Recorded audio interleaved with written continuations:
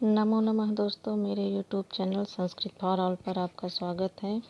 आज हम संस्कृत वर्णमाला में व्यंजन वर्णों की चर्चा करेंगे। आइए देखते हैं व्यंजन वर्ण।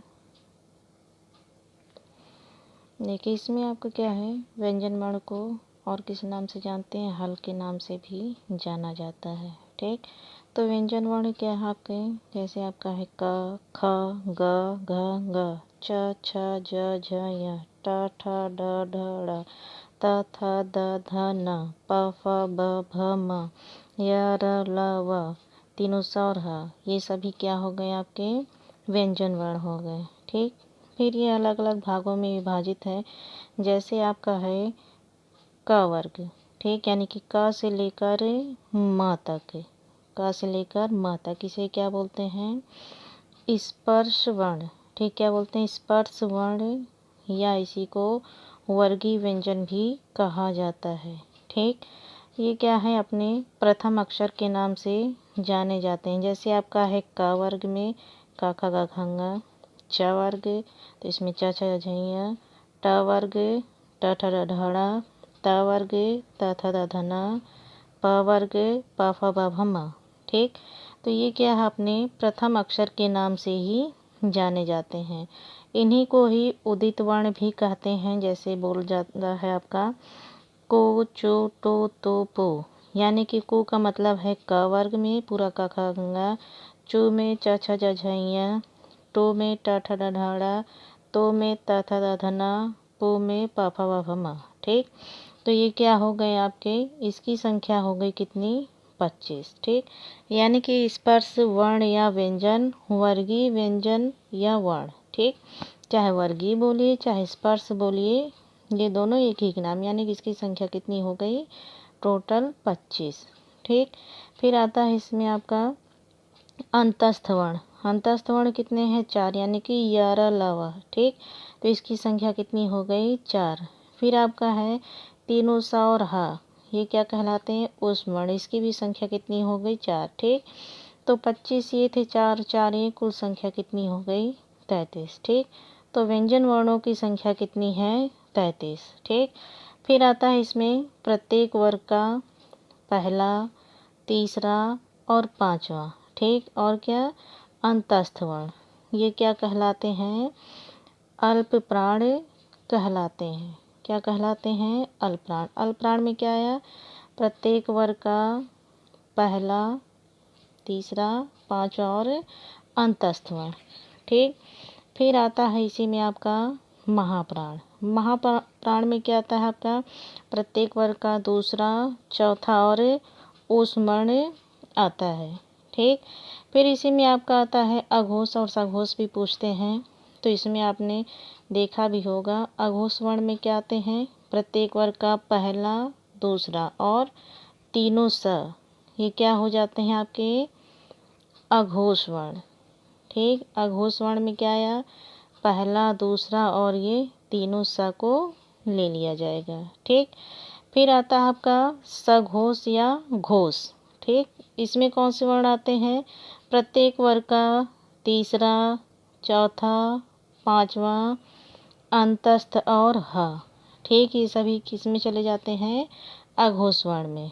ठीक, तो इसी प्रकार से आपके प्रश्न भी पूछे जाते हैं। जैसे आपका है क से लेकर म तक। ठीक, क से लेकर म तक को क्या बोला जाता है? जैसे आपका है कादयो मावसाना स्पर्शा। ठीक, यानी कि इसमें आपका क से क्या हो?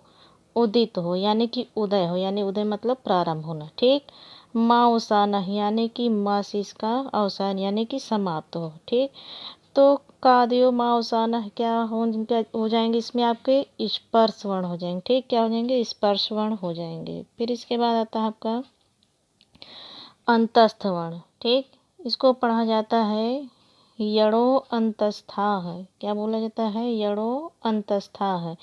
जैसे इसमें आपका है यणो अंतस्था, य, र, ल, व, इसको क्या बोला गया? अंतस्थ वर्ण। ठीक, शल क्या है? यानी कि आपके शल ऊष्माण है। ठीक, यानी कि तीनों स और ह क्या कहलाएंगे? ऊष्म वर्ण कहलाते हैं। ठीक, तो इसमें हमने पहले ही बताया आपका अल्प प्राण किसे कहते हैं? इसे आपका प्रत्येक वर्ग का पहला, तीसरा, पांचवा और अंतस्थ वर्ण क्या कहलाएगा? अल्पप्राण। महाप्राण में क्या आएगा?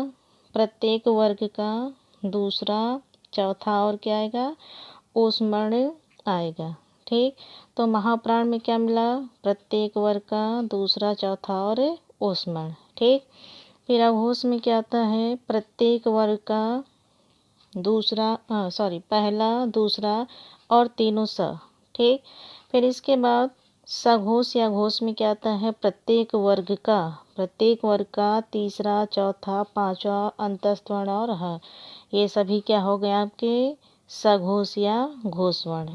ठीक, फिर आते हैं अगला उच्चारण स्थान पर, यानी कि स्वर और व्यंजन को मिलाकर सबका उच्चारण स्थान कैसे होता है। चलिए आज देखते हैं। तो इसमें आपका पहला आता है कंठ से उच्चरित होने वाले वर्ण। ठीक, तो संस्कृत में आपका सूत्र के द्वारा पढ़ा जाता है। जैसे आपका है अकुह विसर्जनीय नाम कंठ। ठीक, क्या है? अकुह विसर्जनीय नाम कंठ, यानी कि इसमें पहला शब्द क्या लिखा है? अ। ठीक, तो इसमें क्या निकला? और अ। कु से क्या निकल गया? पूरा पूरा क वर्ग, ह से ह और विसर्ग से विसर्ग। ठीक, इसका उच्चारण स्थान क्या हो गया? कंठ। ठीक, तो यानी कि आपका हो गया अ क वर्ग, ह और विसर्ग, ये कौन से वर्ण हो गए? कंठ वर्ण, यानी कि इसका उच्चारण स्थान क्या है? कंठ है। ठीक, फिर अगला आता है आपका इचु यसा नाम तालु। इसमें क्या है? ई च वर्ग या और स। ठीक, इसका उच्चारण स्थान क्या है? तालु, जिसे तालव्य भी कहते हैं। ठीक, फिर इसके बाद अगला आता है ऋतु रसाणाम मूर्धा। इसमें क्या है? री ट वर्ग, फिर इसके बाद जो है र और ये श।